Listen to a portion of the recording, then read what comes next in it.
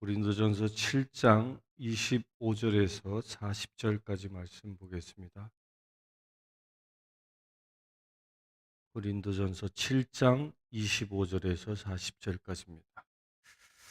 먼저 말씀을 보겠습니다. 25절부터입니다. 처녀에 대하여 내가 주께 받은 계명이 없으되 주의 자비하심을 받아서 충성스러운 자가 된 내가 의견을 말하노니 내 생각에는 이것이 좋으니 곧 임박한 환난으로 말미암아 사람이 그냥 지내는 것이 좋으니라. 내가 아내에게 매였으나 노이기를 구하지 말며 아내에게 노였으나 아내를 구하지 말라. 그러나 장가가도 죄 짓는 것이 아니며 처녀가 시집가도 죄 짓는 것이 아니로되 이런 일들은 육신의 고난이 있으리니 나는 너희를 아끼노라. 형제들아, 내가 이 말을 하노니 그때가 단축하여진 고로 이후부터 안에 있는 자들은 없는 자같이 하며 우는 자들은 울지 않는 자같이 하여 기쁜 자들은 기쁘지 않은 자같이 하며 매매하는 자들은 없는 자같이 하며 세상 물건을 쓰는 자들은 다 쓰지 못하는 자같이 하라. 이 세상의 외형은 지나감이라. 너희가 염려 없기를 원하노라. 장가가지 않은 자는 주의 일을 염려하여 어찌하여 주를 기쁘시게 할까 하되 장가간 자는 세상 일을 염려하여 어찌하여 아내를 기쁘게 할까 하여 마음이 갈라지며 시집가지 않은 자와 처녀는 주의 일을 염려하여 몸과 영을 다 거룩하게 하려 하되 시집간 자는 세상 일을 염려하여 어찌하여 남편을 기쁘게 할까 하느니라. 아멘.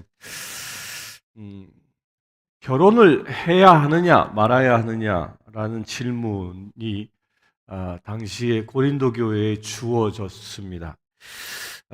이렇게 주어진 그 상황에서 바울이 이제 답하는 것인데 25절의 대전제가 내가 주께 받은 계명이 없으되 예수님은 이 처녀나 총각들이 결혼을 해야 하느냐 말아야 되느냐에 관하여 특별히 말씀하시지 않았습니다. 이걸 두고 얘기하는 것이죠. 주님은 결혼에 대하여 얘기하지 않았으나 내가 의견을 말하노니, 그러니까 사도 바울이 이제 개인적인 의견을 말하는 겁니다.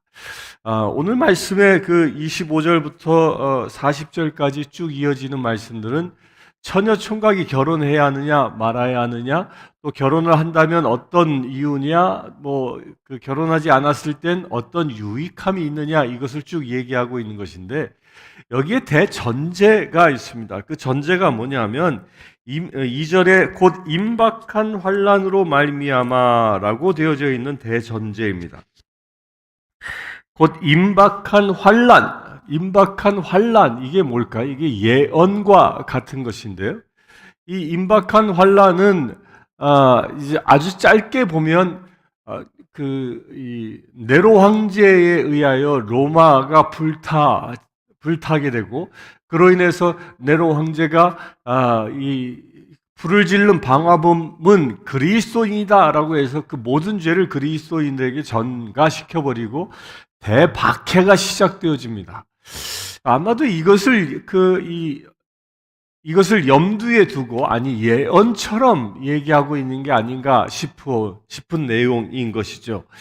그러니까 첫 번째로는 임박한 환난, 기독교의 대박해를 앞두고 우리 처녀 총각들이 장가 가야 할지 말아야 할지를 그 대전제를 앞두고 결정하라는 겁니다. 너희가 환난을 만났을 때, 대박해가 임했을 때에 과연 너희들은 가정 때문에 신앙을 지킬 수 있는지 없는지 그것에 대하여 분명한 입장을 세우라라는 거죠. 이거는 그때 당시에는 그렇게 로마의 대박해를 염두에 두고 말한 예언적인 이야기임과 동시에 이 현대도 마찬가지입니다. 현대에서도 우리는 늘 주님의 심판날을 고대하며 살아갑니다. 따라서 우리가 심판날을 고대하며 살아갈 때에 내가 심판날에 맞이할 때에 그날을 맞이할 때에 내가 장가 들고 시집 가서 가정을 이룬 상태에서 맞이하는 것이 더 유익할지, 아니면 내가 독신으로 지내면서 그날을 준비하는 것이 더 유익할지를 우리가 생각할 수 있어야 한다는 겁니다. 결혼을 해도 하면 좋지 않고 안 하면 좋다, 독신주의만을 주장하고 있는 것은 아닌 겁니다. 아무리 환란이 오고 박해가 오고 또 마지막 종말이 온다 할지라도 가족을 이루어서 가족이 함께 들어가는 영광, 그것은 참으로 더 아름답지 않습니까? 그런데 문제는 그렇게 환란을 겪어 나가는 데 있어서 나 혼자 겪는 것이 가족과 더불어 통과하는 것보다 더 쉽지 않겠느냐, 이런 취지로 이 바울이 이야기하고 있는 겁니다. 그런데 그렇게 긴박감을 가지고 살라는 이야기를 지금 바울이 얘기하고 있는 겁니다. 우리가 가정을 이루고 살아가는 것, 그 모든 것이 다 가정 안의 행복만을 위해서 가정을 일구는 것이 아니라는 거예요. 곧 우리가 어떻게 하나님의 나라를 준비하겠느냐라는 그 대전제를 가지고 가정을 지켜나가야 한다는 겁니다. 그래서 32절에 주를 기쁘시게 할까? 또 33절에 아내를 기쁘게 할까? 여기에 대전제가 여기에 있는 거예요. 우리가 가정을 꾸리는데, 가정을 꾸리다 보면 어느 순간 남편 된 자는 아내의 기쁨, 아내를 기쁘게 하는데 모든 인생의 초점이 맞춰지기도 하고, 아내 된 자는 남편의 기쁨에 모든 인생의 초점이 맞춰지기도 합니다. 그것이 잘못된 건 아니에요. 그런데 문제는 무엇이냐면, 환란을 앞두고 마지막 주님의 재림을 앞둔 상태에서는 서로가 서로에게 집중하는 게 아니라 서로가 예수 그리스도에게, 주님께 집중해야 한다는 겁니다. 그 주를 기쁘게 하는 삶을 살아야 한다라는 이 전제가 여기에 깔려 있는 겁니다. 곧 우리에게 가정을 주신 것은 아내를 통하여 내가 행복해지기 위하여, 남편을 통하여 내가 행복해지기 위하여 가정을 꾸리는 것이 아니라는 거예요. 남편과 아내가 서로를 기쁘게 해주기 위해서 가정이 꾸려진 것이 아니라 서로 주님을 함께 바라보고 주님을 기쁘게 해드리기 위하여 가정도 필요하다는 겁니다. 그렇게 주님을 기쁘게 하는데, 남녀가 합하여 가정을 이루는데 더 큰 시너지 효과를 낼 수 있으면 결혼해라. 그러나 그렇지 아니하면 결혼하지 않고 독신으로 지내는 것도 좋다라고 바울이 이야기하고 있습니다.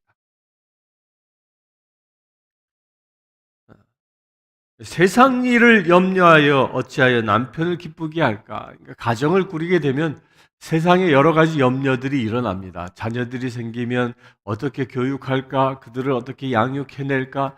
뭐 여러 가지 사건들이 많이 일어나게 되죠. 결혼이라는 것은 한국에서는 두 집안 간의 만남이라고 얘기할 만큼 남자와 여자가 만나 결혼하게 되면 그 활동 범위가 그 인간관계가 두 배로 늘어나게 되죠. 두 배로 늘어나게 되어지는 짐으로 인해서 세상적으로 더 바빠질 수밖에 없습니다. 세상의 염려 일들이 더 많아질 수밖에 없는 것이죠. 그런데 그렇게 그 가정이 주어진 것은 세상 일에 더 마음을 빼앗기고 더 바빠지라고 가정이 주어진 게 아니라 남녀가 만나서 서로 주님을 기쁘게 하시기 위하여 가정이 주어졌다는 겁니다. 이게 가정의 대전제입니다.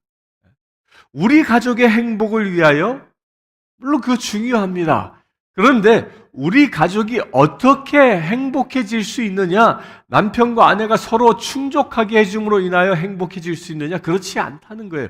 대전제는 남편과 아내가, 부모와 자식이 주님을 바라보는 삶을, 그리하여 한 곳을 보면서 서로 살아갈 때에 그 가정이 진정 아름다운 가정이 되어진다는 겁니다. 여러분들 가정이 그렇게 도전받을 수 있게 되길 바랍니다. 35절, 내가 이것을 말하면 너희의 유익을 위하며 너희에게 올무를 놓으려 함이 아니니 오직 너희로 하여금 이치에 합당하게 하여 흐트러짐이 없이 주를 섬기게 하려 함이라. 그러므로 만일 누가 자기의 약혼녀에 대한 행동이 합당하지 못한 줄로 생각할 때에 그 약혼녀의 혼기도 지나고 그같이 할 필요가 있거든. 원하는 대로 하라. 그것은 죄 짓는 것이 아니니 그들로 결혼하게 하라. 그러나 그가 마음을 정하고 또 부득이한 일도 없고 자기 뜻대로 할 권리가 있어서 그 약혼녀를 그대로 두기로 하여도 잘한 것이니라. 그러므로 결혼한 자도 잘한 거니와 결혼하지 아니한 자는 더 잘하는 것이니라. 아내는 그 남편이 살아있는 동안에 매여 있다가 남편이 죽으면 자유로워 자기 뜻대로 시집갈 것이나 주 안에서만 할 것이니라. 그러나 내 뜻에는 그냥 지내는 것이 더욱 복이 있으리로다. 나도 또한 하나님의 영을 받은 줄로 생각하노라. 사도 바울은 개인적으로는 결혼하는 것이 좋으냐, 독신으로 지내는 것이 좋으냐라고 얘기한다면 독신으로 지낼 것을 권고합니다. 아마도 자신이 독신이었기 때문에 그런 권고가 가능했을 것입니다. 독신으로 살았기 때문에 사도 바울은 3차 전도 여행도 아주 쉽게 해낼 수 있었고 또한 엄청난 이 사역들도 잘 감당할 수 있었겠지요. 그러나 이 독신으로 지내지 않았고 가정을 꾸렸다면 아마도 상당히 많은 부분 가족을 섬겨야 했기 때문에 시간 할애가 굉장히 많이 가정에 주어졌을 것입니다. 따라서 바울처럼 그렇게 이 엄청난 전도 여행의 그 성과는 내지 못하지 않았을까라고 추론할 뿐입니다. 그러나 그래서 사도 바울은 자기 자신이 독신이었기 때문에 독신에게 더 점수를 주는 것은 사실입니다.